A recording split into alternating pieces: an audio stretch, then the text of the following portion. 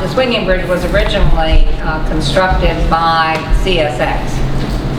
It was damaged during the flood of 1985 and was repaired. It continues in the ownership of CSX. Back in 2013, when we had a resident fall, or one of his legs went through one of the broken pieces, we did have an inspection report done at the town's expense of the bridge, and it was the advice of our insurance company that even though we did not have ownership, that we had a responsibility to notify the public of the danger. And so since September of 2013, the bridge has been closed for public use. We had an inspection report done in 2013. At that time, the engineer estimated, without doing a finite cost estimate, that it would cost at least $150,000 to repair the bridge, and he indicated there was no load capacity analysis and that should really be done. In 2014, as I was negotiating some property exchanges with CSX, I did ask them to consider repairing the bridge in exchange for several acres of property that they wanted, the old rail yard. At that time, 2014, CSX responded that their cost to repair the bridge would be $130,000 or more, and they refused to repair it as an exchange for the property that we were discussing. Since that time, obviously, the bridge has remained closed. Recently, in fact, at the last work session of the council, several council members indicated that they had had citizens at various times comment on a desire to have the bridge repaired and reopened, and it was on the basis of those comments that we set the meeting for tonight. In order to have the swinging bridge repaired, there are several necessary ingredients. Number one, we would have to gain ownership of the bridge from CSX. And I would just have to say that in other negotiations with CSX, they have not donated anything, so I think there would be a price for us to acquire ownership. Secondly, we would have to have a more current evaluation of the condition of the bridge and a firm cost estimate. I would tell you candidly that the town has neither $130,000 or $150,000, and those are 2013 and 2014 prices. So I'm sure it's more than that today, but we do not have those types of funds available. It is possible that if we were to acquire the bridge, which I believe would have a cost, that we could apply for some Virginia Department of Transportation funds known as Transportation Alternative Funds. Those funds are made available every 2 years. They do have a 20% match. So let's use the $150,000 number. That means if we could be successful in a grant, we would have to come up with a minimum of $30,000 to match the $120,000 that would be available by VDOT. So those are kind of the issues that we have with considering whether or not the repair and ownership of the swinging bridge is a priority for the town. And with that, Mr. Mayor, I think that's the background that's needed by citizens before they make their comments. Thank you. Any questions from council? I got a couple questions. Did the bridge belong to C&O or CSX? CSX. Did it previously belong to C&O? That I do not know. Do you know that?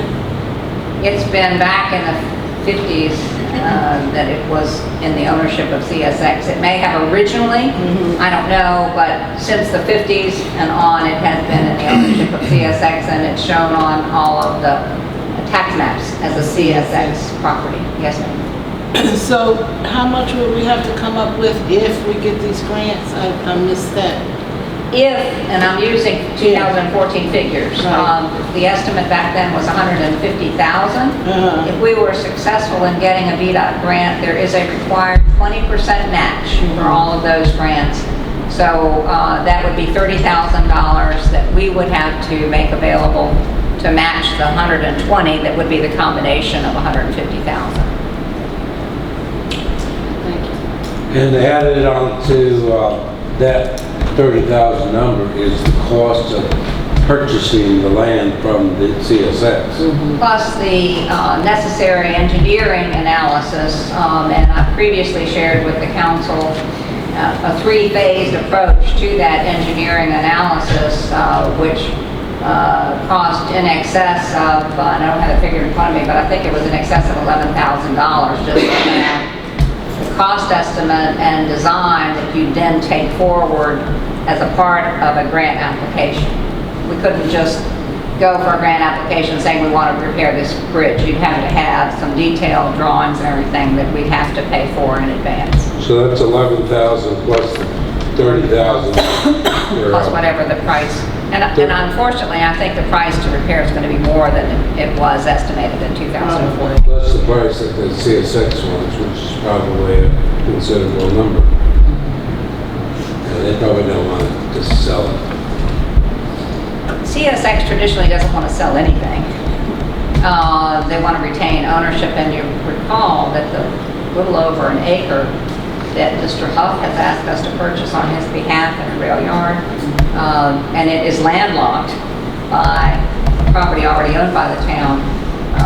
They are requiring $40,000 for that 1 acre. So they are not interested in giving away or in making, less than their desired offers on any property to my knowledge. When we shut it down, was it the one only the basis of the boards being broke or the whole structure?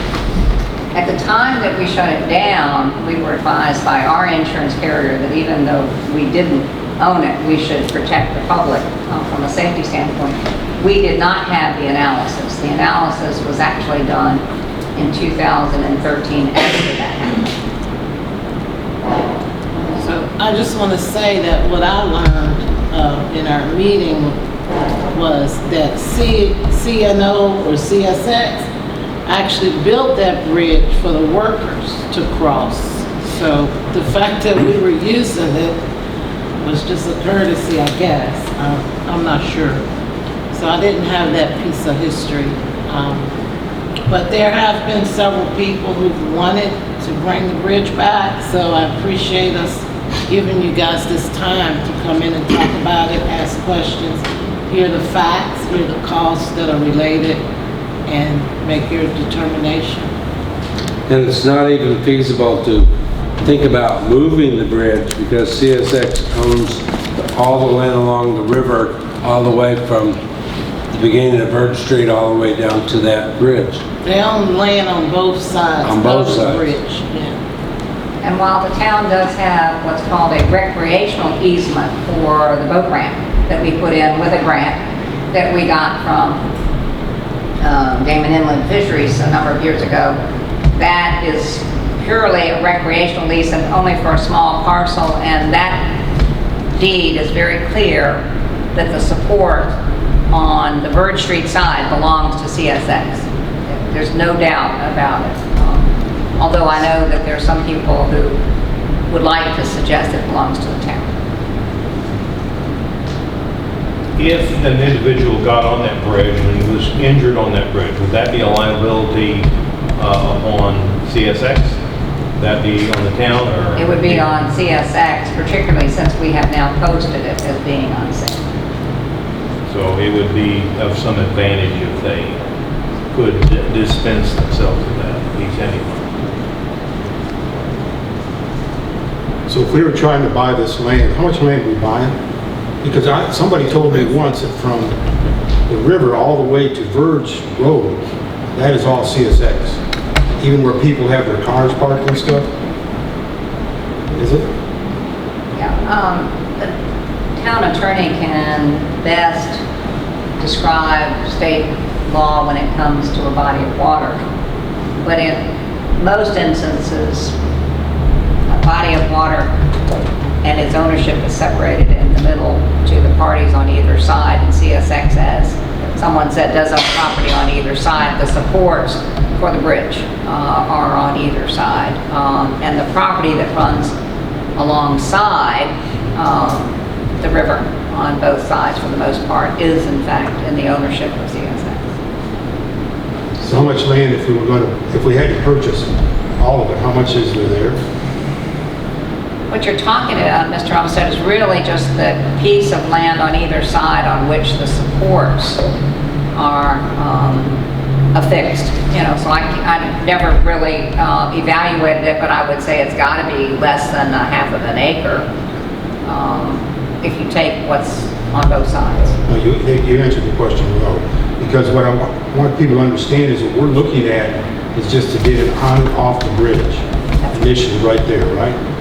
All the rest of that land, we're not even interested in at all. Okay. Thank you. So I guess the question would be, will bringing that bridge back as a tourist attraction or getting people back here because of the bridge, will that offset what we're having to pay for? I don't know. I don't have the answer. So you business people and residents, taxpayers, we want to hear from you.